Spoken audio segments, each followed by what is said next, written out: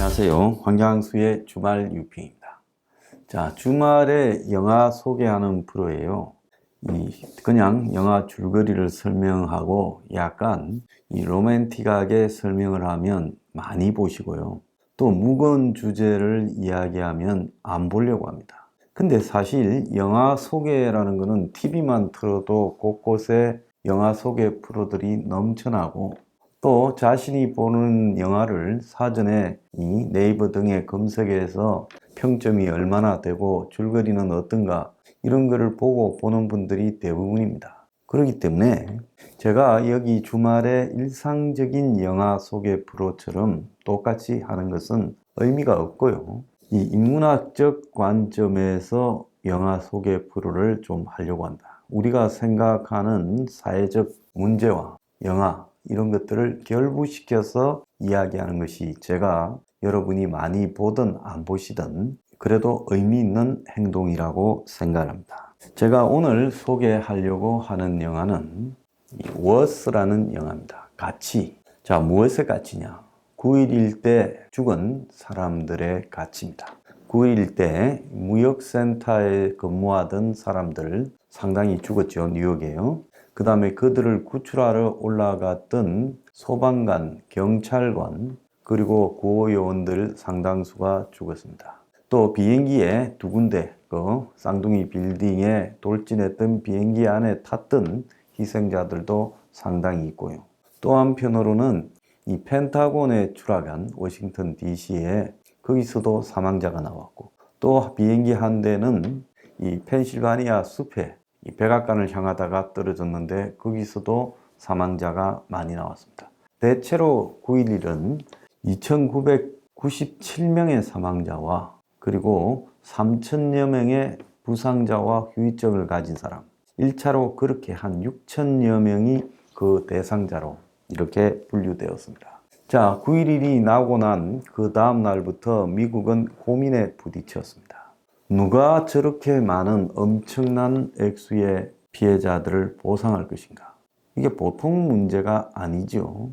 그래서 그때 이제 미국의 재계나 미국의 이 항공사를 대표하는 사람들은 이렇게 말했습니다. 항공사가 이 보상에, 항공사가 비행기를 납치당해서 이 보상을 해주게 되다가는 항공사가 파산하고, 항공사뿐만 아니라 보험사도 파산하고, 더 나아가서 미국 경제에 치명적인 타격이 9.11로 안 그래도 경제가 어려운데 올 수 있다. 그래서 이것은 이 정부가 국회 차원에서 보상 기금을 마련하고, 그래서 그 보상을 대행하는 게 맞다라고 했습니다. 그러지 않으면 이 보상을 해낼 수 없다라고 판단한 거죠. 외부의 적에 의해서 공격을 받았으니까 이 보상은 국가적으로 하는 게 맞다. 그래서 미국 정부가 한 70억 불 정도의 기금을 마련했어요. 그러면 보상의 기준은 어떻게 설정할 것인가? 대학 총장과 또 유명한 이 세계무역센터에 근무하던 거기에 근무하던 CFO 내지 CEO, 그리고 이 수의의 보상을 같이 할 것이냐? 자, 사람의 몸값이 이런 상황에서는 어떻게 평가될 것이냐? 이런 고민에 부딪혔습니다. 그래서 국회 차원에서 이 논의를 하려고 하니까 아무도 이 논의에 응하지 않았습니다. 그때 이 논의에 응했던 사람이 케네스 파인버거 변호사입니다.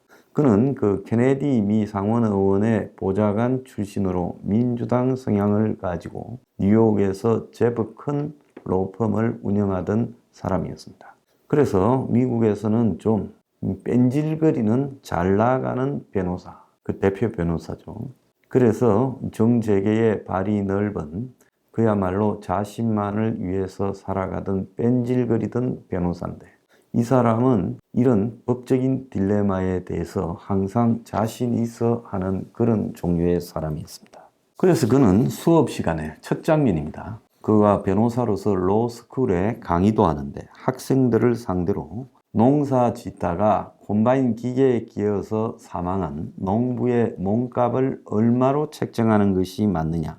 학생들은 $200만, $300만 식으로 이야기를 하고, 그러다가 한 학생이 270만 달러라고 말을 합니다. 그는 270만 달러 합의됐다라고 선언하며 이 과정은 늘 정답이 있고 수치가 답이고 그것이 우리가 할 일이다. 그러니까 그가 칠판에 was 사람의 몸값을 어떻게 책정할 수 있을까라는 제목으로 강의를 하면서 사람의 몸값은 그의 가치에 따라 책정되어진다. 이렇게 말을 합니다. 그래서 미국의 이 교통 관련 법에 의해서 이런 사고가 났을 때 몸값 책정 기준이 세부적이지 않고 대략 그 사람이 가지고 있는 이 수입, 소득 등의 가치에 기준한다라고 하니까 그렇게 애매하게 책정되어 있었습니다. 그런데 야심이 많고 정치적 출세도 좀 노려보던 파인버그는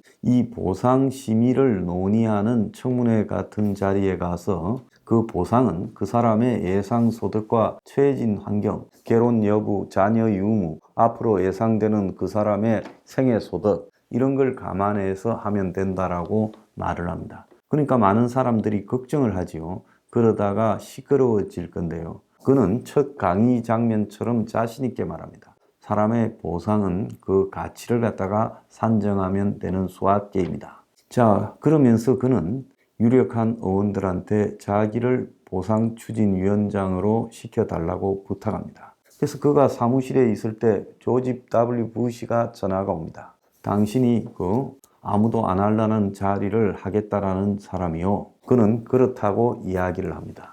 그러면 고생 좀 해보시오. 아마 W. 부시는 좀 빈정거리는 투로 이야기를 하고 그를 보상추진위원장에 임명을 합니다. 사실 그는 자신이 민주당이라는 걸 꺼리는 공화당한테는 어차피 이거 해봤자 시끄러울 건데 공화당 사람이 욕먹는 것보다 민주당 사람이 해서 그렇다고 욕먹는 게 낫지 않냐라고 말을 하고 민주당 사람들한테는 이 보상에 그래도 당시 공화당 정부에서 야당인 민주당이 일정하게 기여한 모습을 보여주는 게 낫지 않냐 이렇게 양쪽을 이야기하면서 그 자리를 꿰찼고 사회적 명분 때문에 이미 도민이 많은 사람이니까 노페이 즉 무보수로 일을 하겠다고 하고 자신의 로펌에 사람들을 끌고 모아서 이 보상추진위원회를 진행합니다. 그런데 그는 이 몸값을 흥정하는 일이 굉장히 보험회사에 보상하는 기준,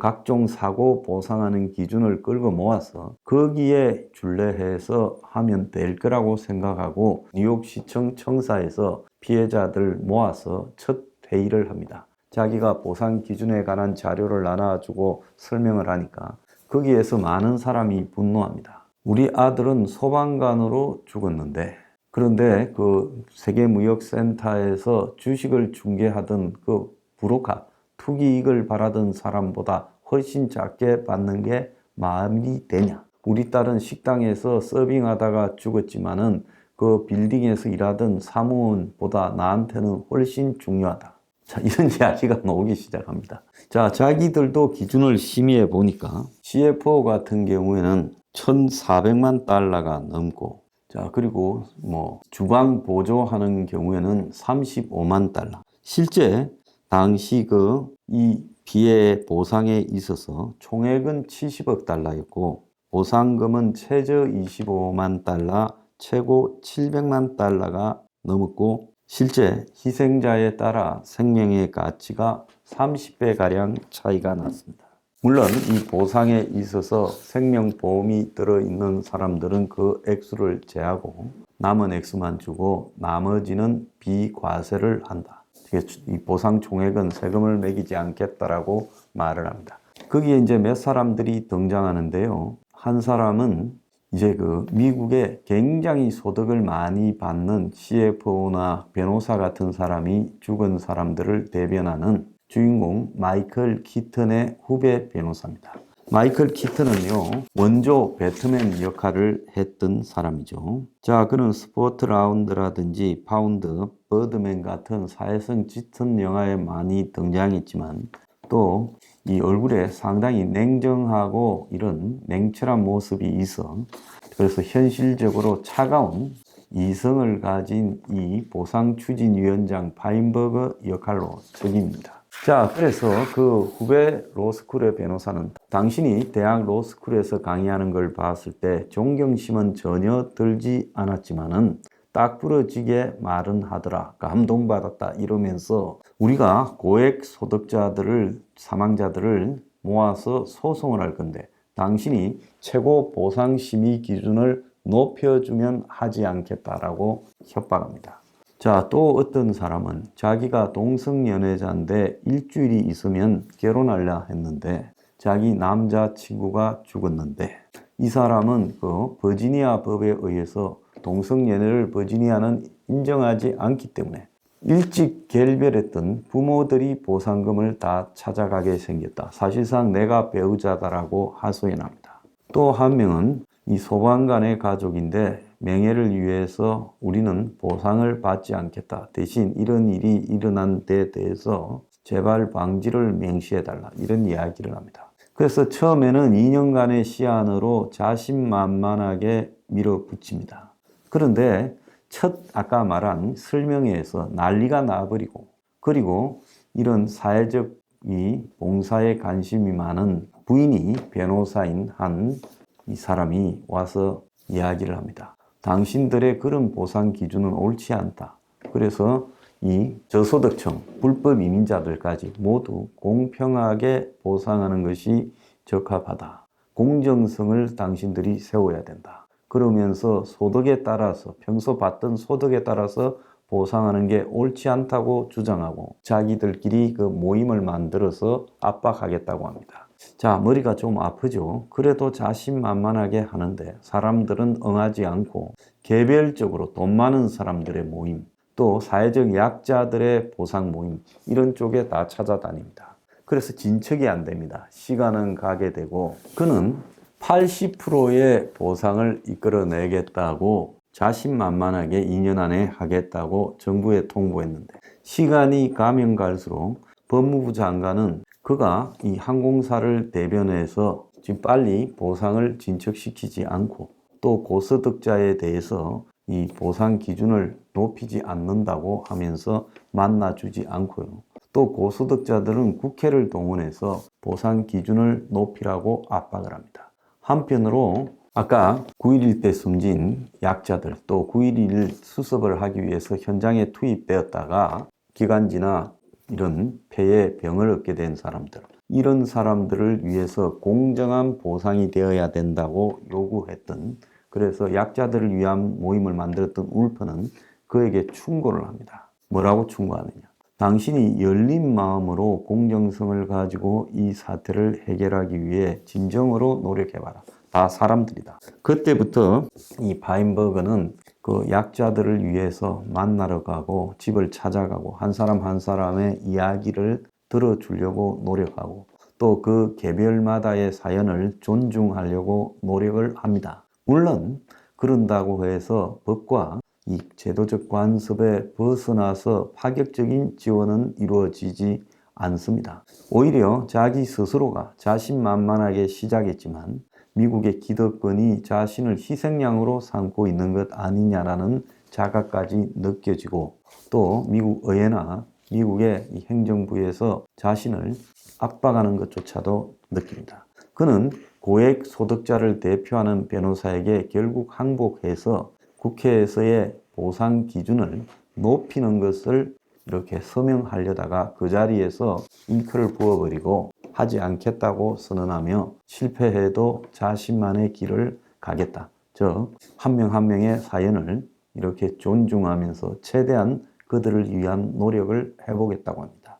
마침내 마감 시한이 왔을 때 50%를 가까스로 넘긴 상태, 목표였던 80%에 훨씬 미달되죠. 나머지는 전부 개별 소송으로 돌아간다면 이 보상추진위원회의 의미는 사라지죠. 이럴 때 그 약자 모임에서 그에게 지원이 오기 시작합니다. 당신이 여태까지 했던 것을 봤을 때 그 약자들을 대변하려고 최대한 노력한 것을 인정한다. 그러면서 이 파인버그 변호사 사무실에는 갑자기 마지막에 숱한 사람들이 그동안 참여하지 않던 사람들이 보상추진위원회에 와서 사인을 하고 우편으로 서류를 보냅니다. 그래서 극적으로 이 마지막 시간에 97%까지 보상 합의를 기록하고 보상을 했습니다. 미국 정부는 총 70억 불을 5,800여 명에게 보상을 했고요. 그때까지 보상에 거부했던 사람은 97명 정도밖에 없었습니다. 그래서 성공적으로 1차 보상위원회가 끝이 나고, 그리고 그때까지 밀려들었던 좀 부당한 부분들, 즉 9.11을 수습하기 위해서 현장에 투입되었다가 직업병을 얻고 또 폐병이나 각종 천식을 얻고 고질병을 얻게 된 사람들은 2차 보상, 3차 보상위원회를 만들어서 수습하도록 되었습니다. 케니스 파인버그는 이 일로 명성을 얻었고, 결국 미국에서 금융위기가 왔을 때 정부의 지원을 받는 금융사의 임원들이 과도한 임금을 받지 못하도록 통제하는 위원회 위원장이 되었고, 이후에 숱한 이런 대형 사고들의 보상을 받는 피해자들을 대변하는 활동을 쭉 지금까지 해오고 있습니다. 자, 제가 여러분에게 한번 여쭤보고 싶습니다. 여러분의 몸값은 과연 얼마일까요? 자, 미국은 이때 경험이 바탕이 되어서 2013년에 보스턴 마라톤 대회에서 폭발 사고가 생겼죠. 의도적으로 미국 사회에 불만을 품은 이민자들이 폭탄을 폭발시켰죠. 그때 민간 기금으로 만들어서 보상을 할 때 이 파인버그가 또 위원장을 맡아서 그때는 자신의 뜻대로 모든 피해자에게 똑같은 보상금을 지불했습니다. 실제 군에서 사망한 사람에 대한 보상금 지급의 경우 계급차가 별로 없고요. 2차 대전 당시 강제 수용소에서 수용되었던 일본계 미국인에 대한 보상도 2만 달러씩 했는데, 끌려가던 당시 소득과 관계없이 똑같이 보상했습니다. 그래서 이 미국이 9.11 때 겪어보지 못한 일로 개인의 수입과 관련한 소득 수준 계층과 관련한 그런 보상을 추진하다가 굉장히 큰 저항에 부딪히고, 그 이후에 이런 사고 때는 똑같은 보상을 책정하는 방식으로 지금 변해가고 있습니다. 한 자신만만했던 변호사가요, 실제 야심에 가득 차서 9.11 보상추진위원장을 맡았다가 자신 스스로 자신의 이 야심만만, 사람의 몸값을 손쉽게 수학적으로 산출할 수 있다고 자신하다가 그 한계에 부딪히고 절망하고 고민하고 마침내 인간적인 관점으로 접근하여 이 문제를 해결해 나가기 시작한다.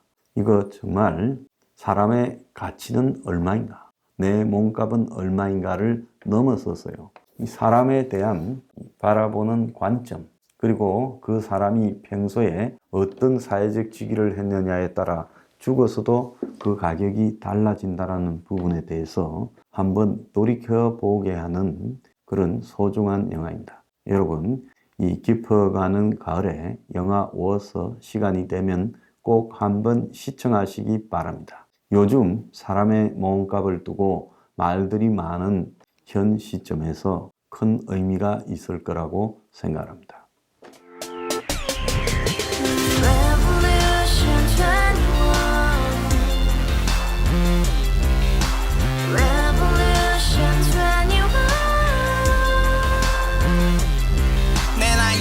월세 30 코인 빚만 300 서울에 온 지 벌써 10년 아둥바둥 버텼지만 여전히 난 반지 하에 제왕 곰팡이 연문제약 내비랑 깡통망통 완전히 폭망 90원 창문만큼 작아진 내 꿈 연애 결혼 내 집 모든 게 헛꿈 1년 전 떠난 여친 울며 말했지 같이 써봤자 평생 가본 게 꼭꼭꼭라지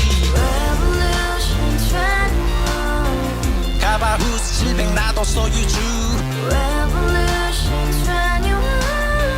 가바후스 700 나의 소주 택시기사 우라부지 마트 캐셔 울어무니 우리 집안 다 털어봤자 후줄 그래 개선민 내 미래 거기서 팍 끝난 거지 팍 더 이상 노력 따윈 괴물이 스펙 찾아 싼말리 비오는 날 알바 잘려 맨날 학원 날 개쳐 빨려 밤비 내리는 양화대교 홀로 걷고 있을 때 현수막에 아로 새겨진 평당 700짜리 아파트 다같이 소리 질러 혁명 21 Revolution 21 카바후스 700 나도 소유주 Revolution 21 카바후스 700 나의 소유주 You and I, we live together in the house. Brand new day, and your dream had just begun. Yeah. Revolution 21, only hope and happiness. 너의 곁에 내가